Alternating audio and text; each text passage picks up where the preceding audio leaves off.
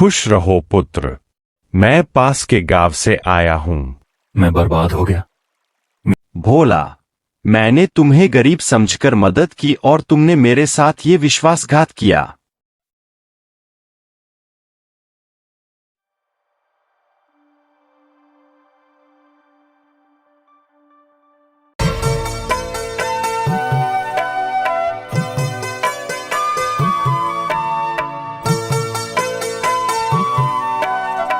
खुशालपुर नाम का एक छोटा सा गांव था। भोला नाम का एक गरीब किसान अपने माता पिता के साथ रहता है। भोला खेतों में मेहनत से फसलें उगाता और उन्हें बेचकर अपने परिवार का पालन पोषण करता है। अरे पुत्र, तुम्हारे पिताजी की तबीयत ठीक नहीं है। वेद जी ने कहा है कि उन्हें समय पर दवा और अच्छा खान पान लेना चाहिए। मैं भी काफी दिनों से दवा नहीं खा रही हूँ, इसलिए मेरे जोड़ों में दर्द बहुत बढ़ गया है। तुम कोशिश करके कुछ पैसों का इंतजाम करो ताकि हम तुम्हारे पिताजी का इलाज करवा सकें। पुत्र, हाँ माँ, इस बार जैसे ही अच्छी फसल होगी मैं उसे बेचकर अच्छे पैसे कमा लूंगा। उन पैसों से मैं पिताजी और आपका अच्छी तरह से इलाज करवा दूंगा। और फिर देखना माँ, पिताजी और आप पहले की तरह ठीक हो जाएंगे। मैं भी यही आशा करती हूँ कि तुम्हारे पिताजी जल्दी से स्वस्थ हो जाए। ठीक है माँ, अब मैं काम पर निकलता हूँ। आप अपना और पिताजी का ख्याल रखना। ये लो, ये खाना है, और हाँ, समय पर जरूर खा लेना। ठीक है माँ, मैं चलता हूँ। भोला अपनी माँ का आशीर्वाद लेकर खेतों की ओर चला जाता है। भोला खेतों में बीज बोने में व्यस्त है। वह खुद से बातें कर रहा है। इस बार मुझे कुछ ना कुछ करके अच्छी फसल उगानी ही होगी। अगर इस बार फसल खराब हुई तो मैं पूरी तरह से बर्बाद हो जाऊंगा। और अब मेरे पास भी इतने पैसे नहीं हैं कि मैं फिर से फसल उगा सकूं। तभी भोला का दोस्त मदन लाल वहां आता है। तुम क्या कर रहे हो भोला? कुछ नहीं मदन लाल, मैं फिर से खेतों में ये बीज लगा रहा हूं। हाँ, ये तो मैं भी देख रहा हूं। लेकिन तुम जानते हो ना कि इस समय मौसम कितना अजीब चल रहा है। कभी तेज धूप, कभी बारिश। तुम्हें सच में लगता है कि तुम्हारी फसल उगेगी? हाँ, मुझे भगवान पर पूरा यकीन है कि इस बार मेरी फसल बहुत अच्छी उगेगी। ठीक है भाई, जैसा तुम्हें ठीक लगे। मदन लाल वहां से मुंह बनाते हुए चला जाता है। भोला खेत में सारा काम खत्म कर चुका है। आज तो मैंने सारे बीज लगा दिए हैं। अब तो बहुत भूख लग रही है। मां ने खाना दिया था, चलो पहले हाथ मुंह धोकर खाना खा लेता हूं। भोला जैसे ही खाने के डिब्बे के पास बैठता है, उसे एक साधु बाबा आते हुए दिखाई देते हैं। खुश रहो पुत्र। मैं पास के गांव से आया हूं। यहां मैं किसी को नहीं जानता। 2 दिन से भूखा हूं और मेरे पास खाने के लिए कुछ भी नहीं है। साधु बाबा, अगर आपको भूख लगी है तो ये खाना खा लीजिए। मुझे पता है कि ये साधारण खाना है, लेकिन अगर आप चाहें तो इसे खा सकते हैं। बाबा, नहीं पुत्र, अन्न कभी भी बुरा नहीं होता, लेकिन ये तो तुम्हारा खाना है। अगर तुम मुझे ये दे दोगे तो तुम क्या खाओगे? मैं इसे खाने के लिए बैठा तो था, लेकिन अब मेरा काम खत्म हो गया है। मैं घर जाकर खा लूंगा। आप ये खाना खा लीजिए। साधु बाबा भोला का दिया हुआ खाना खा लेते हैं और प्रसन्न होकर उसे आशीर्वाद देते हैं। पुत्र, तुमने मेरे कठिन समय में मेरी मदद की। मैं तुम्हें आशीर्वाद देता हूं कि तुम्हारी सारी कठिन परिस्थितियां समाप्त हो जाएंगी। तुम्हारी मेहनत और लगन के कारण तुम बहुत धनवान बनोगे। धन्यवाद बाबा। साधु बाबा वहां से चले जाते हैं और भोला भी घर की ओर लौटता है। भोला घर पहुंचता है। मां, मैं आ गया। खेत में सारा काम जल्दी खत्म हो गया था, इसलिए सोचा कि घर जल्दी आ जाऊं। मां, बहुत भूख लगी है, कुछ खाने को मिलेगा? भोला, तू जानता है ना कि तेरे पिताजी की बीमारी के कारण हमारा गुजारा मुश्किल से हो रहा है। जो पैसे थे वो मैं तेरे पिताजी की दवाइयों में खर्च कर चुकी हूँ, और रात का बचा हुआ खाना ही तुझे सुबह दिया था। अब घर में कुछ भी नहीं बचा है। भोला यह सुनकर परेशान हो जाता है और बिना खाए ही सो जाता है। कुछ दिन बीत जाते हैं। भोला दूसरों के खेतों में काम करके पैसे कमाता है और अपने माता पिता का खर्चा उठाता है। साथ ही वह अपने खेतों में उगी फसल की भी देखभाल करता है। भगवान की कृपा से मेरी फसलें तो बहुत अच्छी उग रही हैं। आने वाले समय में मुझे इनका बहुत अच्छा मुनाफा मिलेगा। इतने में उसका दोस्त मदन लाल फिर से वहां आता है। अरे वाह भोला, तेरी फसल तो बहुत अच्छी उग गई है।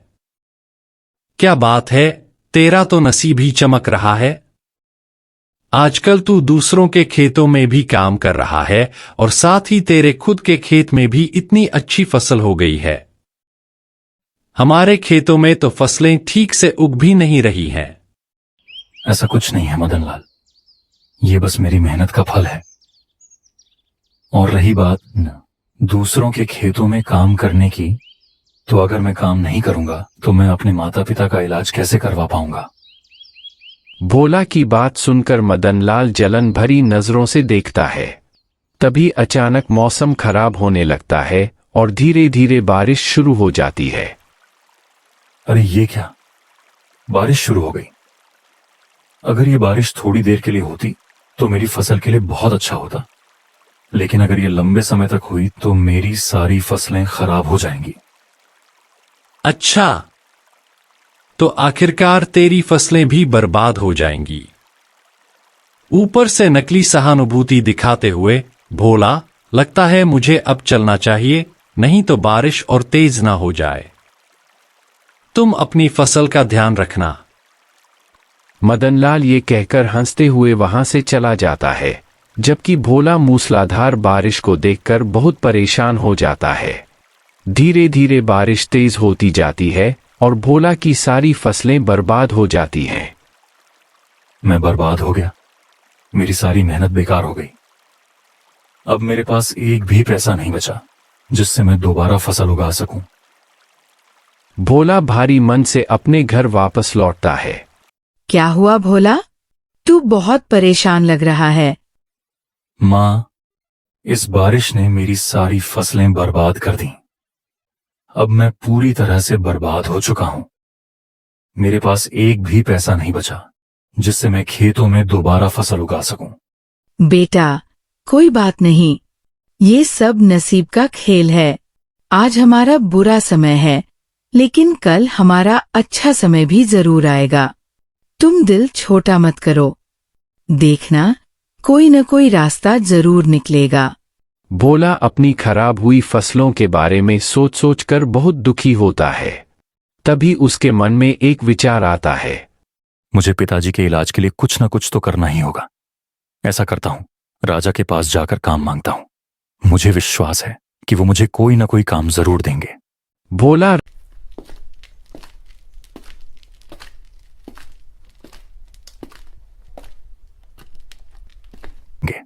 भोला राजा के महल में पहुंचता है। प्रणाम महाराज, मेरा नाम भोला है।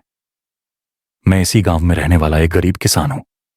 हाँ भोला, बताओ तुम यहाँ किस काम के लिए आए हो? महाराज, बारिश ने मेरी सारी फसलें बर्बाद कर दी हैं।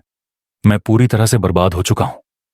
मेरे पिताजी बहुत बीमार हैं और मेरे पास इतने पैसे भी नहीं हैं कि मैं उनका इलाज करवा सकूं।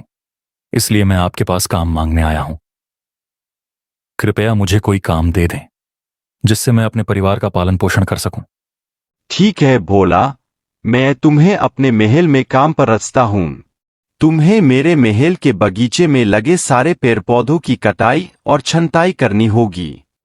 धन्यवाद महाराज, मैं ये काम पूरी ईमानदारी और मेहनत से करूंगा। भोला महल के बगीचे में काम कर रहा है। वहीं उसका दोस्त मदनलाल भी पेड़ पौधों की कटाई छंटाई का काम करता है। मदनलाल भोला को महल में देख अंदर ही अंदर जलन महसूस करता है।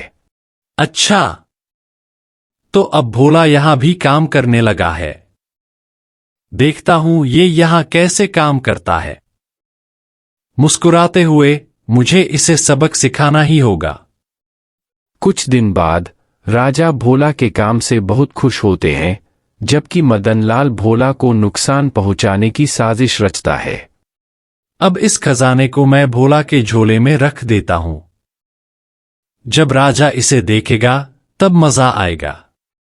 राजा के महल में हड़कंप मचता है।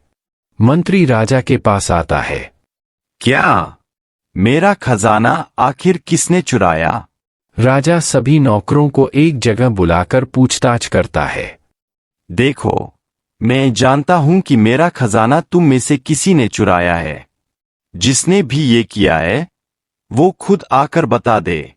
अगर तुमने सच बता दिया तो मैं तुम्हें सजा नहीं दूंगा, लेकिन अगर मैंने तुम्हें रंगे हाथों पकड़ा तो सजा बहुत कड़ी होगी।